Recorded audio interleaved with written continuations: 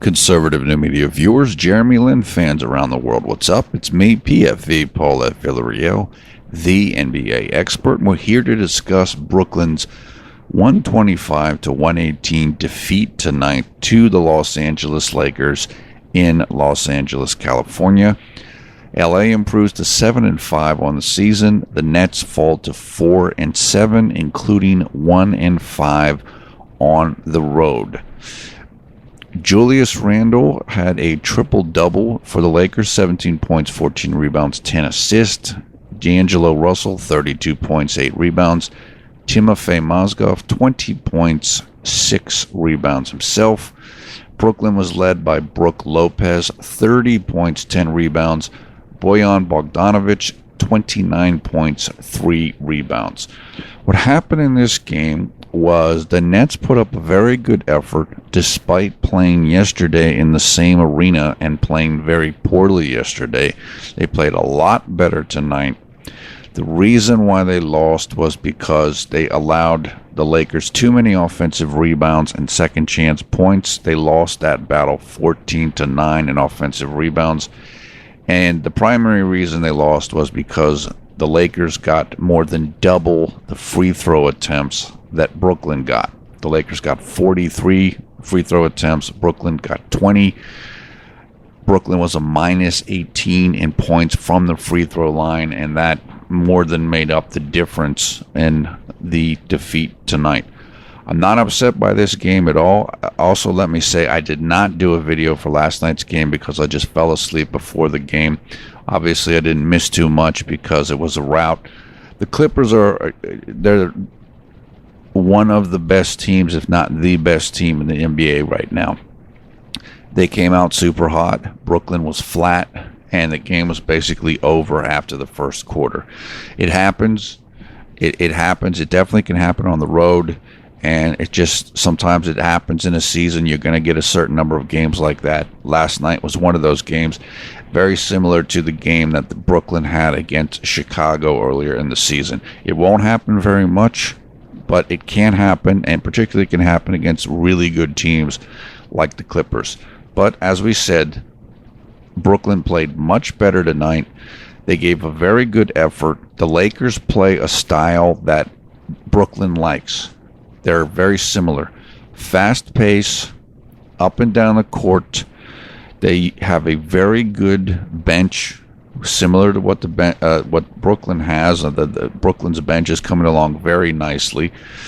And Brooklyn could have won this game. And they're missing JLin and Isaiah Whitehead. This was the first game that he played coming off the concussion. I don't think Randy Foye is up to full speed yet, coming off of his hamstring injury. You really can't be upset by this. Brooklyn played well. They played hard. They played very well. They're getting Brook Lopez more involved in the offense, which is really good to see. So they're kind of integrating that along with the motion offense and the kind of the transition offense. It was a good effort by them. Very good effort. Brooklyn now has played 6 games out of their 11 on the road. This is a really difficult swing for them. Phoenix, we got the win in Phoenix, which is great, but then it's Clippers, Lakers, and then coming up next is Oklahoma City. It's a tough trip. The good thing about this trip is that you're only going to play these teams twice the entire season, and you're getting the road portion of those games over with now. So if you're going to lose, get it over with now. Sure, the team is 3 games under 500, but that's not that bad. Let's just let them continue to build up their continuity and their chemistry with one another. They're still working on that. There were several plays in this game where there were turnovers by Brooklyn where guys just expected a person to be in a particular spot and they weren't there. And that only comes from repetition, playing with one another more and more. And let's get healthy. Let's get JLin back. Let's get Randy Foye fully up to speed. Let's get Isaiah Whitehead fully back up to speed after the concussion and go from there. Of course, we don't want to fall too many games under 500 if this team's going to make a serious push for the playoffs, but one step at a time. Mike Fratello, the analyst tonight for Yes Network covering the Nets, said that he spoke with JLin before the game, and Fratello said that he believes that JLin is 2 to 3 games away from returning to the lineup. So maybe Jeremy's back sometime next week. I'd have to look at the schedule to see exactly when 2 to 3 games from now is, but I would imagine that's either the weekend or going into next week. Randy Foye came back about a week ago, maybe 9 or 10 days ago. He still doesn't seem to be quite up to full speed yet, although he's got to be relatively close. I think he played 30 minutes in the game last night, so he's getting up there. If Jeremy comes back a week from the day, my guess is then it'll take maybe 2.5 weeks from now to 3 weeks until Jeremy's fully back up to speed. So just remember, when Jeremy first comes back, they'll probably bring him off the bench. He'll probably play like 15 minutes in the first game, maybe something like that for the next game, until they're sure that the hamstring is really recovered.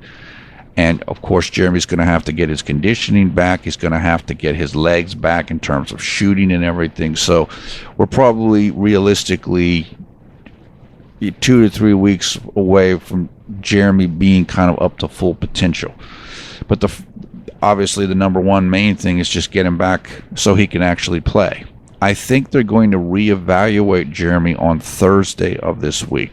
Today is Tuesday. I believe that's the plan. I'm not exactly sure on that day and date, but I think that was kind of the preliminary plan. But look, it's good news. Jeremy he was on the sidelines in this game, and he's still charting out the plays on the clipboard. He's learning. He's growing. You can learn and build even when you're not playing. So I know that Jeremy looks fully engaged, and I'm sure he's looking at where guys like the ball, where guys are being successful when they're making certain plays and certain shot attempts. So that can help him. Again, Jeremy has never had a hamstring injury in his entire playing career. So the hope is this is kind of a fluke. He comes back, and no more hamstring injuries, and hopefully no more injuries, period, this season. But as I said many times recently, let's just give him time, let him get up to speed, don't push him too quickly. Hopefully the team can kind of get a couple victories even before Jeremy's fully up to speed, and we'll just take it from there. But as I said, look, the team is coming along nicely. Forget about the Clippers game. I mean, it's just one of those games, and the Clippers they're steamrolling everybody right now, quite honestly. I mean, they look unbelievably good. So that's just a throwaway game. This was a good test. The Lakers are much better than they were last year. They're very talented, and they are really deep. And Brooklyn was right there in this game. They very much could have won this game. I think a lot of people probably thought this was going to be an easy game for the Lakers, but it wasn't.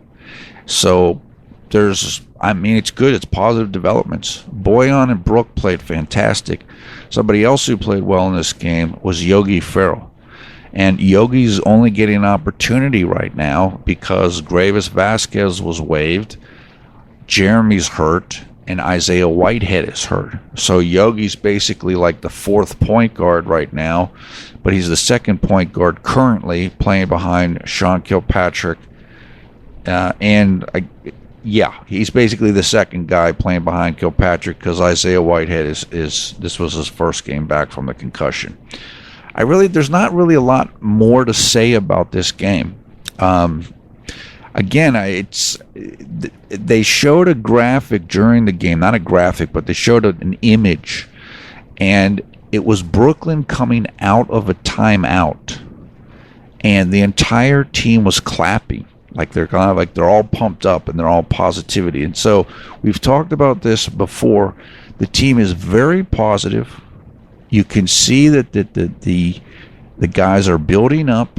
The confidence is high. I've compared that to what the Lakers are experiencing right now, and I think it's extremely similar. They have a new coach, the Lakers do, in Luke Walton. He's building up the confidence in players. Guys like playing for him, and it shows. And that's exactly the same as what is going on for the Nets. So, once again, don't let the losses get you down. Remember, this team was supposed to be the worst team in the league. They were supposed to win 20 games the entire season, and they're competing. They're playing well. They're giving themselves chances to win.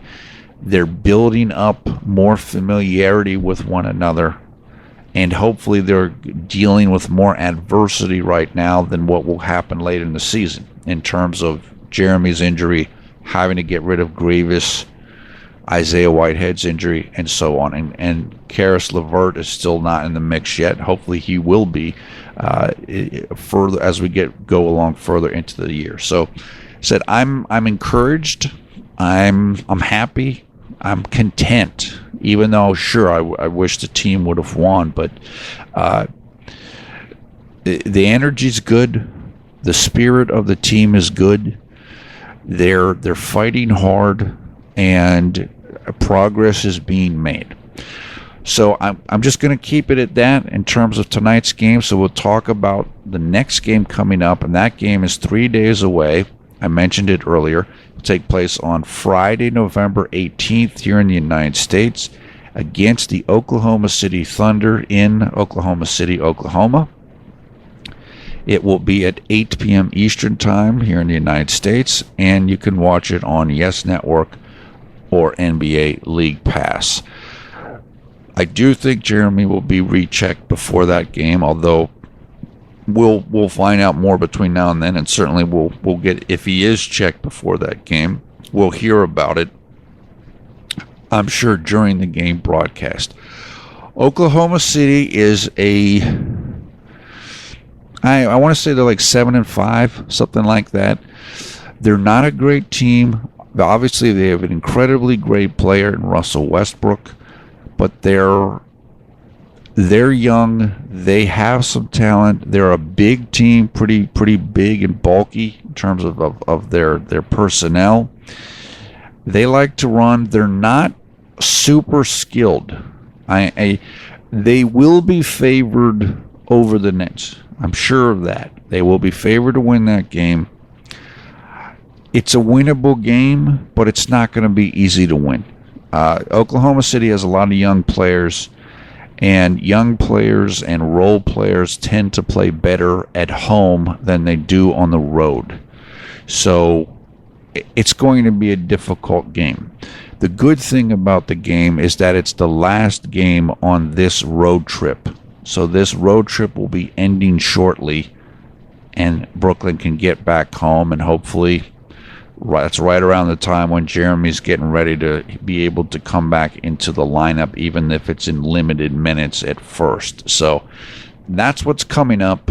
Look, I just hopefully Brooklyn can put out an effort like they put out tonight. Give themselves an opportunity to compete and maybe have a chance to win at the end of the game, and we'll take it from there. And I think that's kind of a reasonable expectation for the squad at this point in time.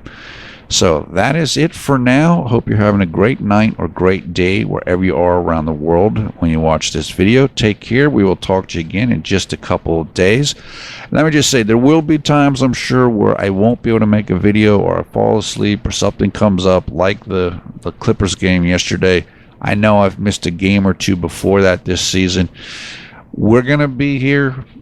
You regular viewers, you know the deal.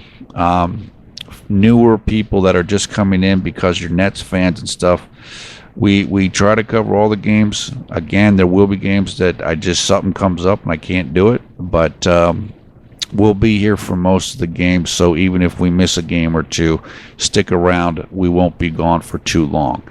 Okay, take care. Hopefully Jeremy will get a positive re-evaluation of his hamstring between now and Friday before the Nets take on Oklahoma City. And look, let's just move on from here. watch the film, learn the lessons, and hopefully the team can come out and give another strong performance against OKC coming up on Friday.